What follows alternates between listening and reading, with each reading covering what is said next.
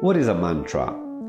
The word mantra comes from Sanskrit and it's composed of man, that means mind, thought, mind stream, and of the suffix tra, that means to protect, to free. Mantra are basically, but not only, tools to free the mind and to protect ourselves from the rustling of thoughts. But how do they do it? They do it thanks to the obsessive repetition of a word or a very short sentence. The sound generated, much more than the meaning, is what that sets you free and clear your mind. I make you an example. Leveling binders, deformers, dispersant, suspending agent, leveling binders, deformers, dispersant, suspending agent, leveling binder, deformers, dispersant, suspending agent, leveling binder, deformers, dispersant, suspending agent, leveling binder, etc., etc., etc. So, this is the mantra, the Namyo Renge Kyo that you need to learn if you want to make a list of the most important categories of chemicals for ceramic glazes. How do they work and what kind of problems do they solve? This is exactly the subject of this episode and of the next one. In fact, since we want to offer a general overview and since the topic is broad, it's better if we split it into parts. So, let's free our minds and let's start. I am Davide Trentini and this is Apparently Invisible, Chemistry in Ceramic.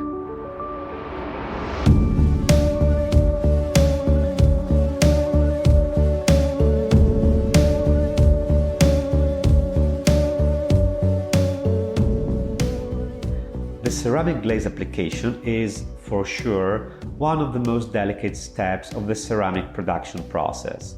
In fact, to get high performance, the glaze must have very specific and always different rheological features according to the application conditions of each production line. And the proper formulation of the glaze suspension is basically the precondition for a correct application and a result without any technical or aesthetic defects. But let's make an absurd assumption. What would happen to a glaze if we did not add any chemicals during the grinding stage? That is, what would happen if we use only water?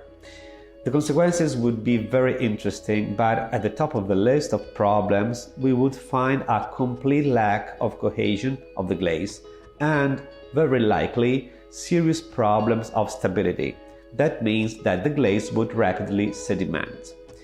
Together with these two, there is a third aspect to consider.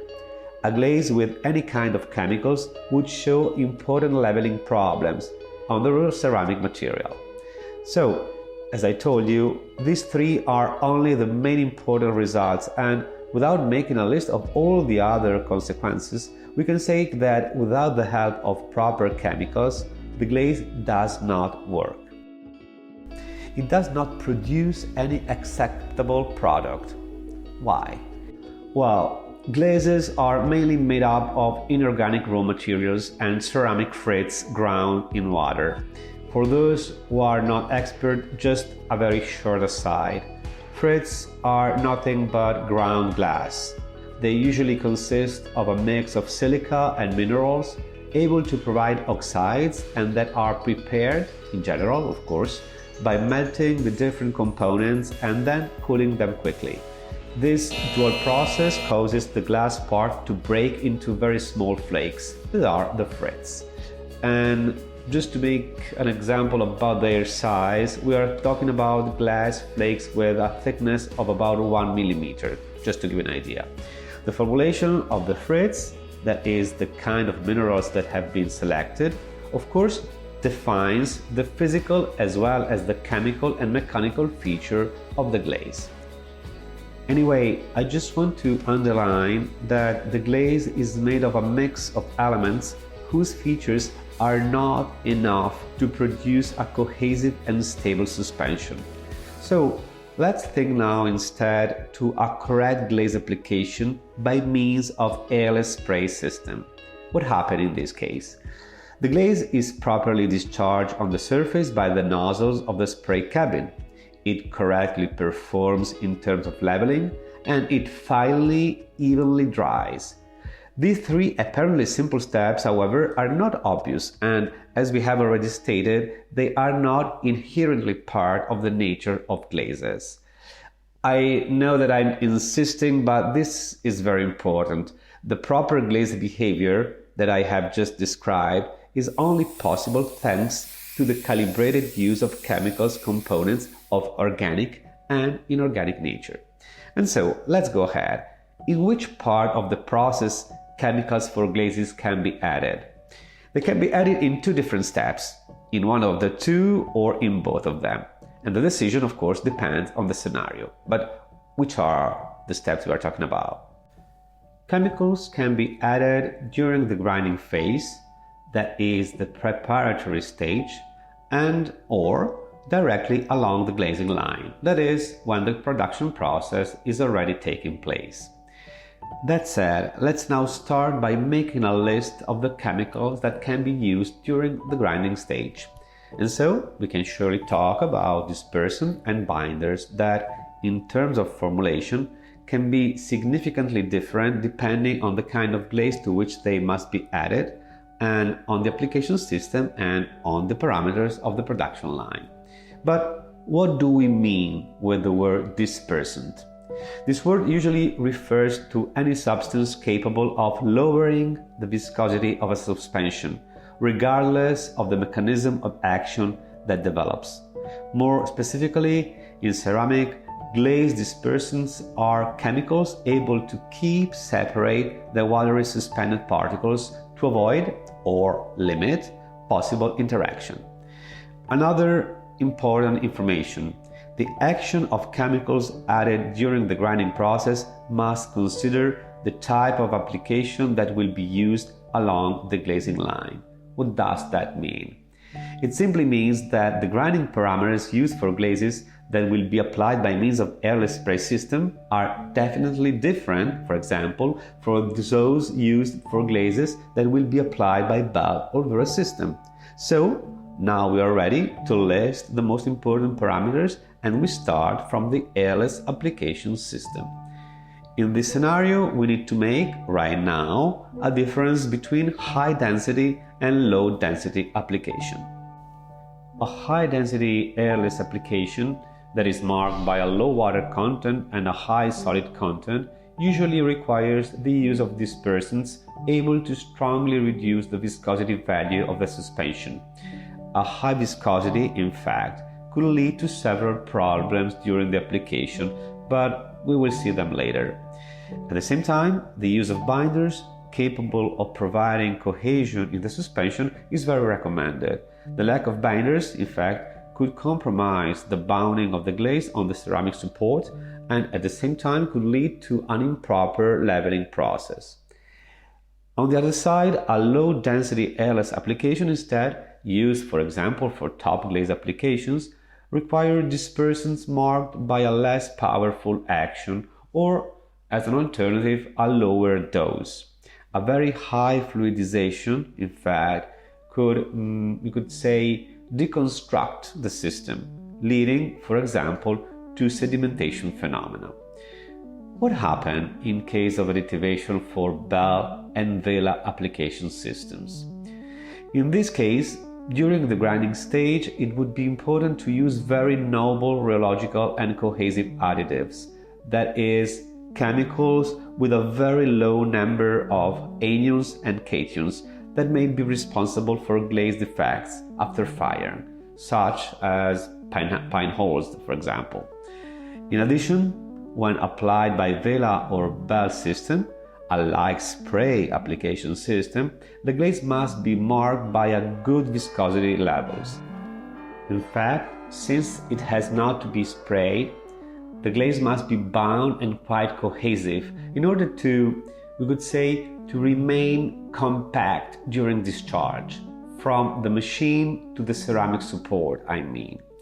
So, speaking of chemicals for glaze grinding, even with these few examples, it's clear, of course, that we can find some general rules, but it's impossible to talk about standard formulations because scenarios and parameters are always different. Finally, we can also add that a proper additivation during the grinding stage results not only in a good performance in the following stage along the glazing line, but it also promotes significant benefits already during the grinding step. Just think, for example, of the benefits that you can get by reducing the grinding time thanks to the use of specific chemicals that make the glaze cohesive according to the needs. In general, the grinding process is faster and without problems when the glaze is more cohesive, and this, of course, is a great benefit in terms of industrial productivity. Anyway, now we leave the grinding stage to reach the glazing line, where the glaze can be applied by using many different options. Once it has been grinded, in fact, the glaze, as we have already seen, can be applied by means of spray, bell, and vela applications. Okay, but the glaze application can also be developed in several and different ways, such as at the beginning and or at the end of the line, on large, medium or small tile size, before or after the digital decoration, and on the decoration or on the grids. In all these cases, chemicals play a fundamental role. So let's see the most important families of chemicals involved in this stage of the ceramic production process. And we start with the so-called binders for glazes that are used both for wet and dry application, and they usually promote several benefits. Firstly, they provide the glaze with a proper cohesive power towards the ceramic support or towards the layers of glaze previously applied. The adhesive power acts both with respect to the support and to each layer of the glaze that are applied one on the top of the other. Think about the layers of a cake, for example. This is what happened more or less. From a chemical point of view, what is the origin of the binding power? The binding power is provided by the presence of organic molecules made of functional groups capable of binding together the inorganic particles of the glaze and of binding between themselves. I mean, the molecules bind together when they lose water. So, binders, due to their ability to create a reticulation, can also significantly limit the dusting phenomena, that is, the glaze that, when is unbound, returns to dust or powder after the evaporation process. Binders are also able to provide the glaze with homogeneity and cohesion, and at the same time to slow down the water's evaporation and drainage process. Water that is in suspension to allow the application system to promote a good and homogeneous leveling, avoiding surface defects such as small air bubbles or pinholes, just to give an example.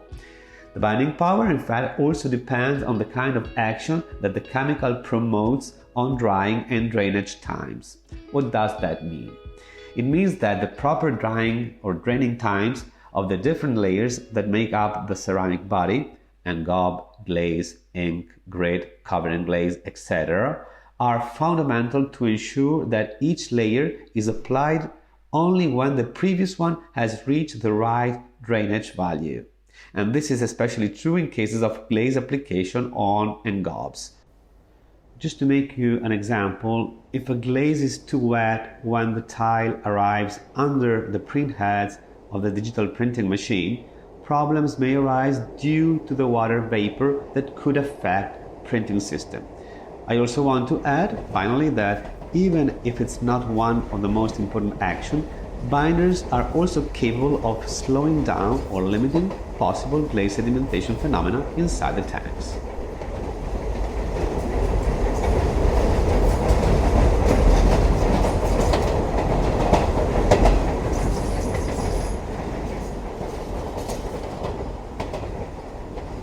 I stop here because, as I already told you, the topic is very long, and so we will continue our overview in the next episode that will be available in 2 weeks.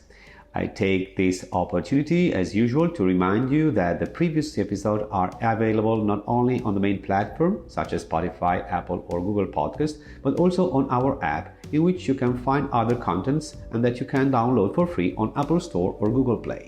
You can find it by typing ZNS Ceramco, CERAMCO.IT, or apparently invisible. While you wait for the next episode, I invite you to clear your mind by reciting with me our mantra. Leveling, binders, deformers, dispersed and suspending agent, leveling, binder, deformers, dispersed and suspending agent, leveling, binder, deformers, dispersed and suspending agent, leveling, binder, deformers, dispersed and suspending agent, leveling, binder, deformers, dispersed and suspending agent, leveling, binder, deformers, dispersed and suspending agent.